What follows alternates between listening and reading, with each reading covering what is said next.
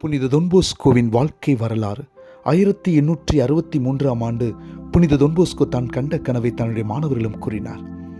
தன்னை சுற்றியுள்ள மாணவர்களின் கரங்களில் ரோசா, லில்லி மலர் கொத்து பல வண்ண மலர்களுடைய கரங்களில் இருந்தன.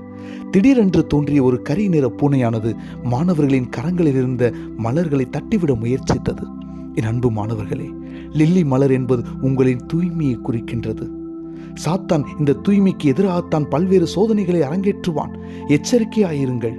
சாத்தான் யாரையெல்லாம் நெறிநகரத்திற்கு கூட்டி சேர்ப்பான் என்றால், பெருந்தீனிக்காரர்கள், சோம்பேறிகள், இரட்டை பொருள் கொள்ளத்தக்க வார்த்தைகளை பேசுவோர், தீச்செயல்களில் அதிகம் ஆசை கொண்டோர், வீண் ஆடம்பரத்தை விரும்புவோர் ஆகியோரை எரிநகரத்திற்கு தள்ளுவான்.